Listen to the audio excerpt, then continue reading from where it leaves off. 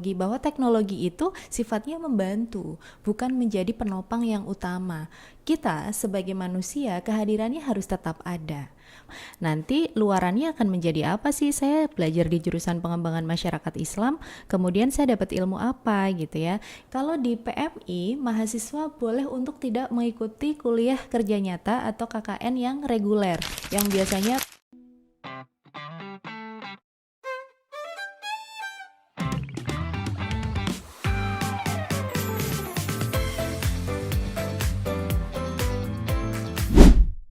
Assalamualaikum warahmatullahi wabarakatuh. Halo Sobat Pemberdayaan, selamat datang di Develop Mind. Tempatnya ngobrol seru, berbagi inspirasi dan berkembang bersama Himapmi.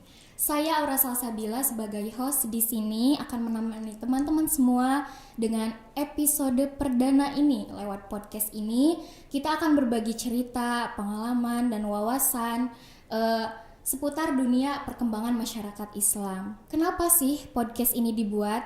Karena kami percaya membangun masyarakat yang lebih baik itu dimulai dari mengubah pola pikir kita. Melalui The Development ini, kita ingin membawa teman-teman lebih dekat dengan Himapmi, dengan jurusan pengembangan masyarakat ini, dan tentunya banyak insight baru yang relevan bagi teman-teman semua tentang dunia sosial bagi masyarakat. Dan di episode spesial ini kita kedatangan tamu yang sangat istimewa, yaitu Ketua Jurusan Pengembangan Masyarakat Islam, yaitu Ibu Turasih MSI. Langsung saja kita sapa beliau. Bagaimana kabarnya Ibu? Alhamdulillah baik. Aura, gimana kabarnya? Alhamdulillah baik. Oke, halo Sobat Pemberdayaan semuanya. Perkenalkan saya Turasih, Ketua Jurusan Pengembangan Masyarakat Islam, Fakultas Dakwah dan Komunikasi Islam, UIN Siber Syekh Nurjati Cirebon. Terima kasih banyak Ibu sudah meluangkan waktunya untuk hadir di The Development ini. Supaya teman-teman lebih mengenal jurusan pengembangan masyarakat Islam tercinta ini, bolehkah Ibu jelaskan terlebih dahulu apa itu pengembangan masyarakat Islam?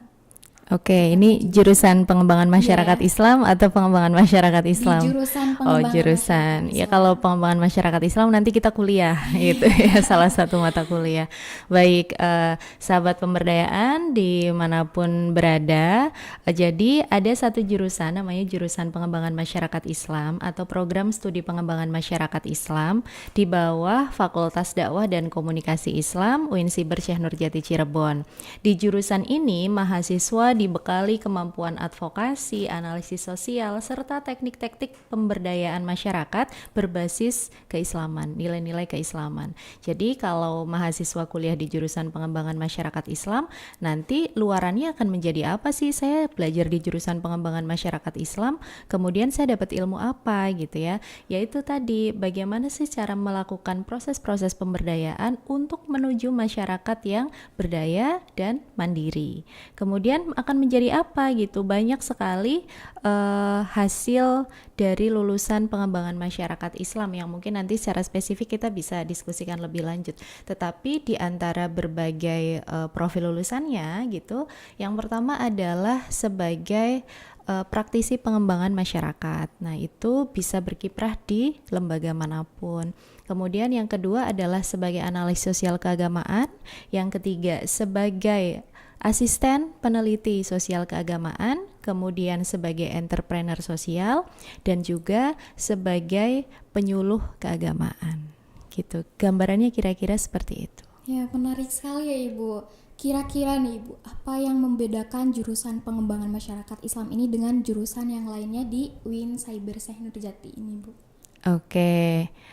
Saya tanya Kak Aura nih, ya selama di jurusan pengembangan masyarakat Islam pernah terjun langsung ke masyarakat? Pernah. Gimana perasaannya?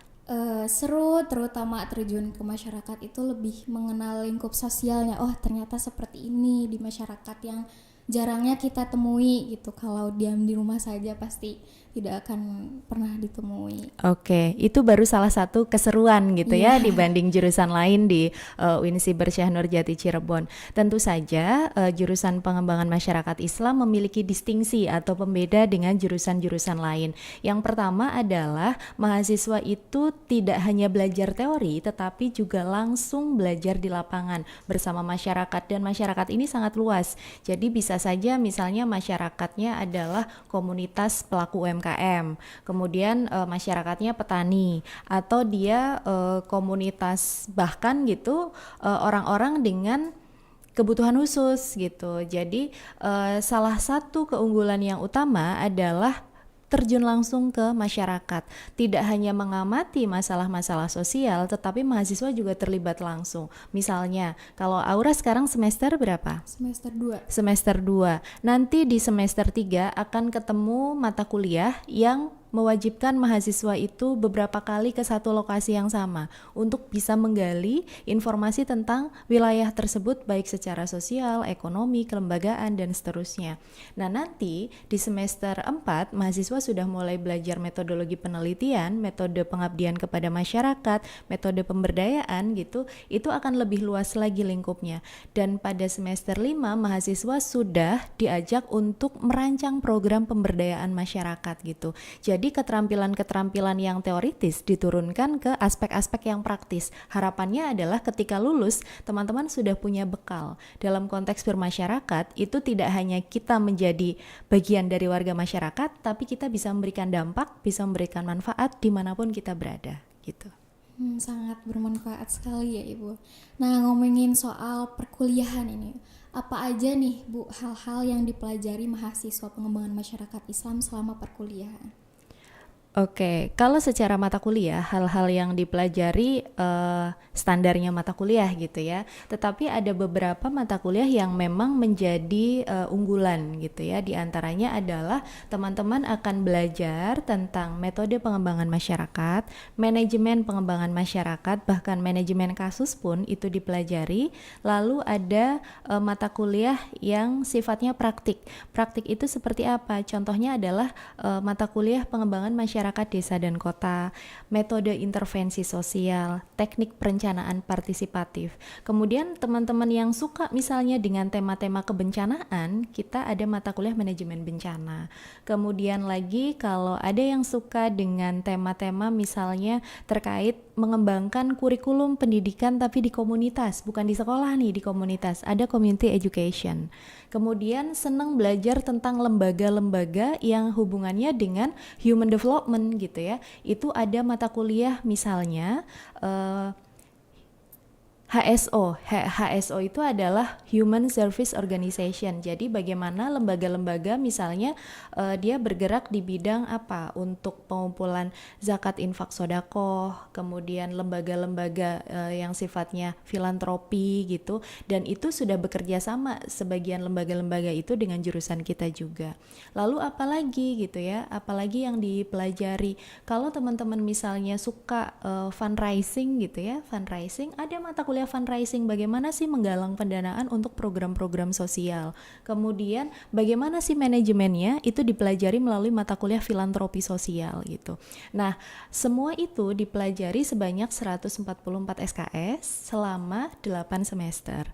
Nah, yang menjadi menariknya adalah jurusan PMI punya program MBKM, Merdeka Belajar Kampus Merdeka. Jadi teman-teman misalnya, aduh saya pengen kuliah tapi nggak full di kampus gitu, saya pengen magang. Boleh selama 1 semester magang, nanti dikonversi menjadi 20 SKS. Jadi kalau nanti Aura misalnya gitu ya, saya semester 6 mau magang Bu, boleh silahkan gitu. Nanti dikonversi sebanyak 20 SKS. Magangnya di mana? Bisa di perusahaan, bisa di lembaga-lembaga tertentu, di dinas-dinas pemerintahan dan sebagainya, boleh disesuaikan dengan keahlian dari pengembangan masyarakat Islam. Itu baru magang. Lalu ada lagi mata kuliah, kan kalau kuliah itu ada namanya kuliah kerja nyata ya. Nah, kalau di PMI mahasiswa boleh untuk tidak mengikuti kuliah kerja nyata atau KKN yang reguler, yang biasanya bareng-bareng ke satu masyarakat gitu selama 40 hari. Tapi karena mahasiswa sudah punya prototype project ya, project pemberdayaan masyarakat yang biasanya mereka laksanakan di semester 6, itu bisa direkognisi atau diakui. Nanti akan dikonversi menjadi SKS KKN gitu. Nah, jadi beberapa itu menjadi salah satu peluang gitu untuk teman-teman yang mau kuliah di jurusan pengembangan masyarakat Islam, bahwa ada keunggulan yang bisa mengefektifkan waktu kuliah teman-teman gitu. Ya baik Ibu, tuh sudah terlihat kan teman-teman semua sobat pemberdayaan bahwa jurusan PMI ini sangat-sangat bermanfaat ya Ibu bagi masyarakat, bagi diri sendiri. Sejauh ini bagaimana Ibu melihat lulusan-lulusan PMI itu berbaur di tengah masyarakat? Oke. Ketika kita bicara soal alumni, soal lulusan gitu, itu pasti terkait dengan tujuan awal yang ingin dicapai dari jurusan pengembangan masyarakat Islam gitu, yaitu profil lulusannya. Sebagaimana yang tadi Ibu sampaikan, profil lulusan itu diantaranya adalah praktisi pengembangan masyarakat. Lulusan-lulusan kita ada yang bekerja di perusahaan-perusahaan, kemudian mereka mendalami bidang corporate social responsibility atau tanggung jawab sosial perusahaan. Nah, di situ jadi ilmu-ilmu yang diperoleh di bangku kuliah ketika belajar tentang pengembangan masyarakat diterapkan ketika bekerja di perusahaan. Kemudian yang kedua misalnya sebagai penyuluh agama. Banyak dari lulusan-lulusan jurusan pengembangan masyarakat Islam itu sebagai pengisi formasi penyuluh-penyuluh agama di kantor urusan agama gitu ya, di bawah Kementerian Agama, menjadi penyuluh agama atau menjadi penghulu ya. Jadi kalau nanti Aura suatu hari menikah mungkin ketemu penghulunya dari jurusan PMI gitu ya, itu sebagai penghulu. Kemudian ada lagi entrepreneur sosial. Pernah nggak Aura membayangkan gitu ya, setelah lulus nanti kamu akan punya berapa karyawan? Kamu akan memberdayakan masyarakat-masyarakat di sekitar kamu tuh ada berapa gitu. Mungkin itu sebuah cita-cita yang mulia gitu ya, ketika kita mau menjadi wirausaha, tetapi tidak hanya untuk diri kita sendiri mengejar profit atau keuntungan gitu. Nah, ada lulusan jurusan pengembangan masyarakat Islam yang menjadi entrepreneur sosial, meskipun bidangnya itu tidak disebutkan entrepreneur sosial gitu ya, tetapi beliau ini adalah seorang pengusaha, bidangnya adalah fashion, lalu sudah memiliki karyawan lebih dari 100. Dan bayangkan 100 itu ketika di breakdown, satu orang mungkin dia membiayai 2 atau 3 di dalam keluarganya, dikali aja. Ada 300 yang sebenarnya sudah diperdayakan secara tidak langsung gitu. Jadi kiprah teman-teman itu ketika di masyarakat setelah lulus sebagai alumni jurusan pengembangan masyarakat Islam itu menerapkan apa yang kita sebut sebagai dakwah bil hal, dakwah dengan amal perbuatan. Amal perbuatannya apa? Yaitu berbasis keilmuan yang pernah dipelajari di jurusan PMI gitu. Lalu apabila melihat tantangan zaman yang sekarang yang sangat wah ini Bu, bagaimana sih caranya mahasiswa pengembangan masyarakat ini menghadapi tantangan masyarakat zaman sekarang di luar sana? Oke, satu-satunya cara adalah menjadi tangguh. Dengan bertahan, dengan resilient. Tangguh itu konteksnya sangat luas gitu ya. Kita itu sekarang sedang berpacu dengan kehidupan yang berjalan sedemikian cepat karena kehadiran teknologi. Maka yang perlu diadaptasi oleh teman-teman, baik yang berminat ke jurusan pengembangan masyarakat Islam maupun mahasiswa jurusan pengembangan masyarakat Islam itu sendiri, adalah adaptif terhadap perkembangan teknologi. Memanfaatkannya sekaligus tahu celahnya gitu ya. Celah apa sih sebenarnya kekurangan dari teknologi, bahwa teknologi itu sifatnya membantu, bukan menjadi penopang yang utama. Kita sebagai manusia kehadirannya harus tetap ada.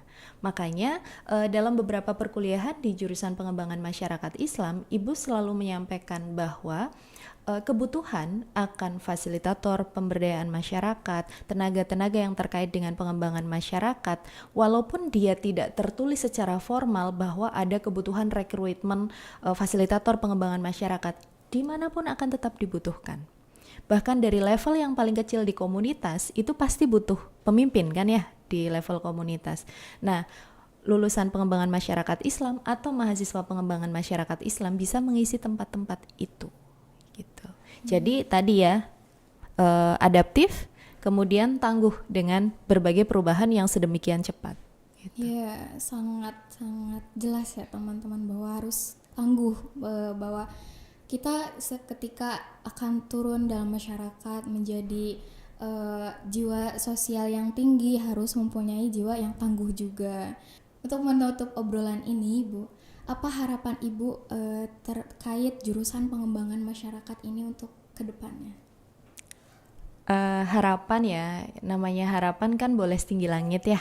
Kalau kata Soekarno, kita boleh bermimpi setinggi langit, maka ketika kita jatuh, kita akan jatuh di antara bintang-bintang gitu. Jadi supaya jurusan PMI juga ada di level itu. Harapannya adalah PMI terus maju, mandiri, berdaya, berdakwah dengan semangat Syekh Nurjati. Itu kita sebutnya sebagai Madani. Jadi PMI Madani, pengembangan masyarakat Islam yang maju, mandiri, berdaya, dan berdakwah dengan semangat Syekh Nurjati. Apa yang bisa menguatkan itu adalah kita menjalankan segala sesuatunya dengan harmoni. Dengan harmoni itu bisa dilaksanakan dengan apa? Dengan kolaborasi antar pihak. Jadi harapannya ke depan PMI semakin banyak mitranya, semakin banyak mahasiswanya yang masuk gitu ya. Kemudian semakin banyak juga lulusannya yang bisa berkiprah secara maksimal dan bermanfaat di masyarakat. Nah, semoga Aura juga walaupun masih ada beberapa semester lagi gitu ya, bisa mengambil intisari dari maju, mandiri dan berdaya itu gitu. Karena tadi dibuka katanya the develop mind ya. The develop mind itu, perubahan itu selalu dimulai dari diri kita. Nah, itu syarat dari kita bisa memberdayakan orang lain adalah diri kita sudah berdaya dulu gitu. Ya, sudah terdengar ya teman-teman bahwa harus mulai dari diri kita sendiri dulu. Baik Ibu, yang terakhir ini, kalau boleh menyampaikan pesan untuk teman-teman yang sedang menonton dan sobat pemberdayaan di luar sana, apa pesan Ibu untuk sobat pemberdayaan? Apa ya pesannya? Pesannya untuk sobat pemberdayaan di luar sana ataupun teman-teman yang menonton dimanapun berada, tetap semangat, tetap tangguh gitu ya, karena kita tidak pernah bisa memprediksi perjalanan kehidupan kita akan kemana, tetapi dengan kita menyadari keberadaan kita saat ini, dan salah satunya mungkin teman-teman dari jurusan pengembangan masyarakat Islam tahu bahwa salah satu hikmah dari mencari ilmu itu adalah diangkat derajatnya oleh Allah Subhanahu wa Ta'ala, maka mari kita tangguh dengan berilmu gitu. Jadi bukan tangguh-tangguhan, tapi tangguh dengan ada ilmunya. Semoga sobat pemberdayaan dimanapun berada sukses dan bisa memberikan manfaat serta dampak yang baik untuk masyarakat. Terima kasih banyak Ibu untuk waktunya. Semoga pesan-pesan yang Ibu telah sampaikan, yang Ibu telah bicarakan kepada sobat pemberdayaan semua bisa bermanfaat bagi kita semua.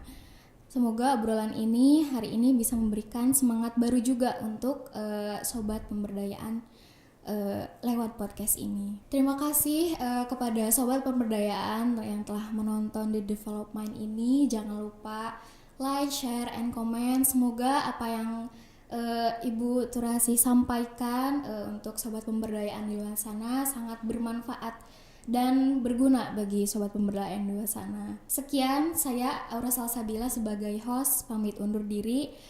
Stay tune, kembali menonton untuk podcast selanjutnya. Assalamualaikum warahmatullahi wabarakatuh. Waalaikumsalam.